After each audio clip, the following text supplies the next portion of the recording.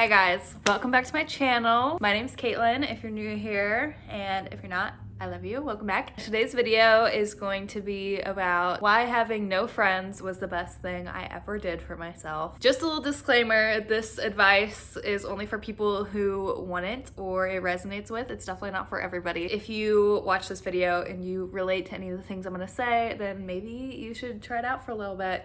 See how you like it, see if it changes anything for you, because it changed things for me. It completely transformed my life, and I am definitely a better person because of it. And healthy friendships are healthy, so if you find yourself in really healthy friendships, then obviously don't just cut them off because they're something to be cherished. Just don't cut things off with people that mean a lot to you or that are good in your life, because that's not what this is for at all. And if friendships naturally fall off, take this as a sign from the universe that you need to take a moment to reflect inward and actually use it as a time to self-reflect.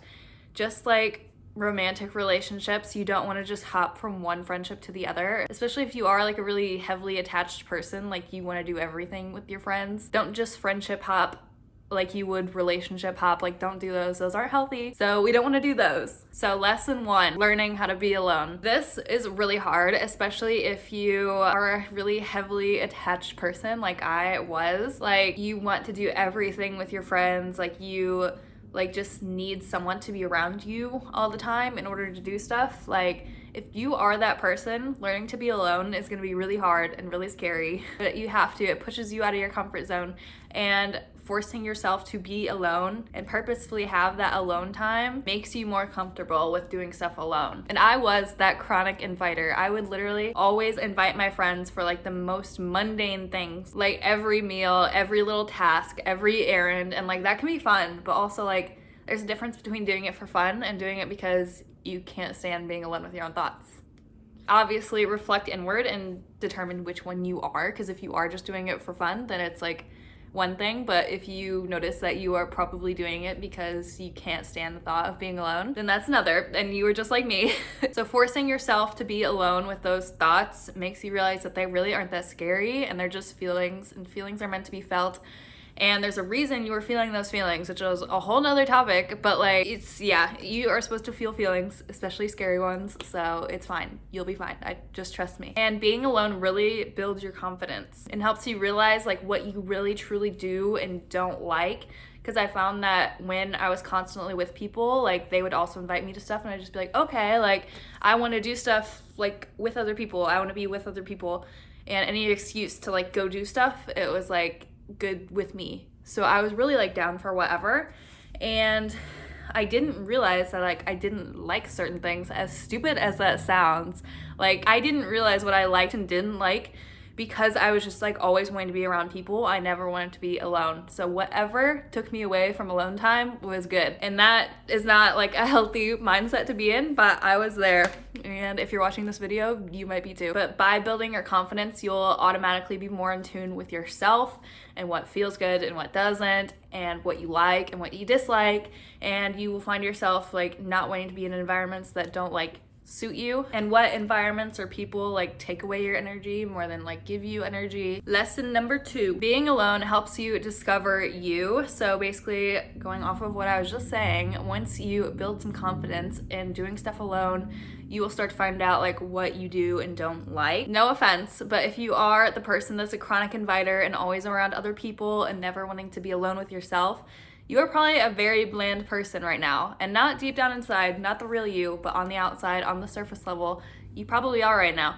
And that's because you just absorb other people all day long. You don't have any time for yourself. You don't know who you are. And the only way to truly be creative and unique and authentic is to know yourself. So since you haven't done that, you're just so surface level, and that's fine. I've been there. For so many years of my life, I've been there. And it's nothing to be ashamed about. Just become aware of it and try to work through these things to find the authentic version of you. But my time alone really helped me truly find my passions in life and what sets my soul on fire and what I want to pursue in the future. Before this, I really had no idea. I had some oh, maybe I want to do this, or maybe I want to do that. But now it's I want to do this.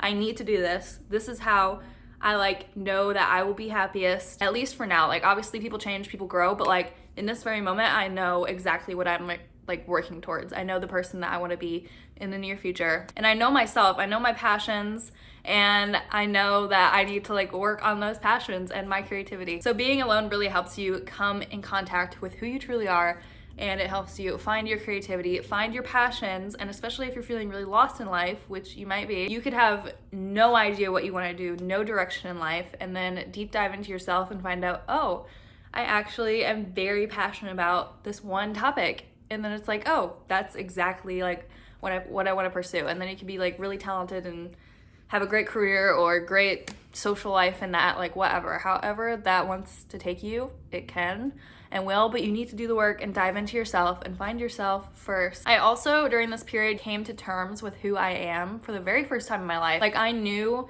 kind of my aesthetic, but I didn't ever like give myself a chance to really commit to it. Like I was really scared of what my friends were gonna think or what my family was gonna think or just like what people would think in general. And I was just like too insecure to actually commit to my aesthetic and my vibe and what I knew would make me happiest. I was constantly surrounded by people. So it was like, if I changed drastically to the point like what I want to be, I feel like these people won't be friends with me or will judge me or whatever. So I stayed in this little box for so many years, like so many years. But during this alone time, I realized that there's nobody around. I can do whatever I want.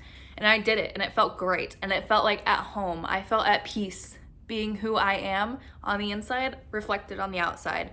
And then just continuously being alone, again, building confidence allowed me to show that to my friends and family now, and get to the point where now, like, I do have friends, I do hang out with people, like show my true self to my family, show it to everyone, whatever, I'm showing it to you guys. So discover you, build your confidence, and showcase your true self. Lesson 3, being alone helps you find your creativity and could possibly launch you into some new hobbies. So before this huge period of alone time for me, I really had like no hobbies, like no interests, like nothing. Like I didn't want to spend time alone, so there's no point in having a hobby that like a personal hobby that like only I did, you know, like there was nothing.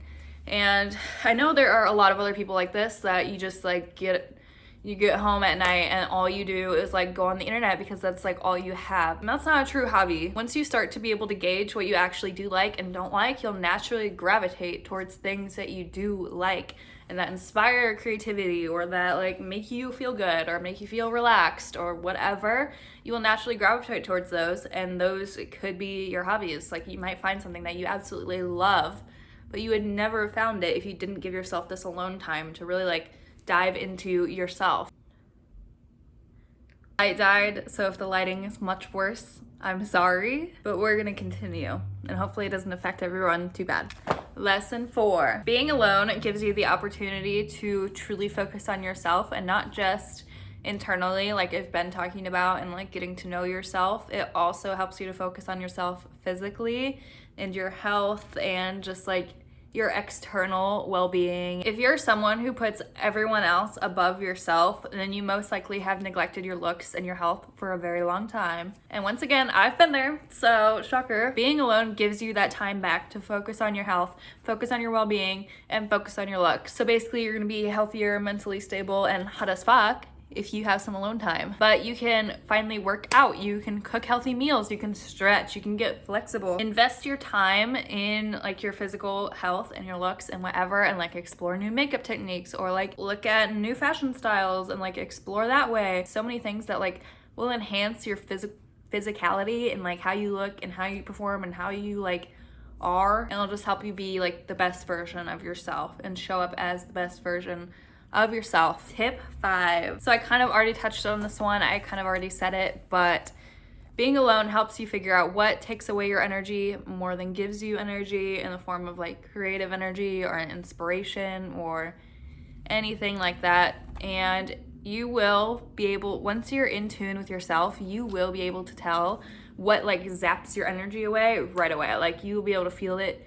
And if you are typically like surrounded by others and not like in tune with yourself, usually like just whatever, like you're coasting through whatever, like in this like blurry state of just like, oh yeah, I'm down for whatever, just let's do whatever.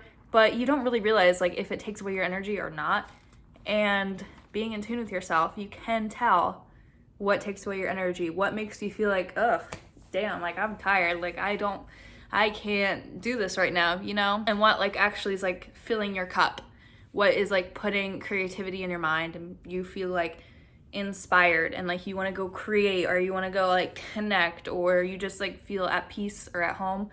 And that is really like the end goal of just like being truly yourself, showing up as yourself and being able to tell like, do I feel good here or do I not? And that, as simple as it sounds, it's kind of hard to do, especially if you spent a lot of years of your life people pleasing or following others around or just going with the flow. Like you truly don't know until you know. So yeah, I hope that this helped at least one person. I hope you know that you're not alone. All of these things I have gone through and I came out on the other side a way better person than I would have if I never did this and never worked on myself. And obviously you can do this with friends too. Like you don't have to like completely uproot your life, stop talking to people to find yourself and find this like alone time to work on yourself. Make sure that you carve out that time and make sure that it is like priority, especially if you find yourself in situations like I talked about. Like it is of utmost concern, utmost priority that you do this work and put in the time to truly find yourself and do all these things. So yeah, I love you guys and I'll see you in the next video. Bye. Also, like, subscribe, follow me on TikTok, and check out my clothing brand. Bye.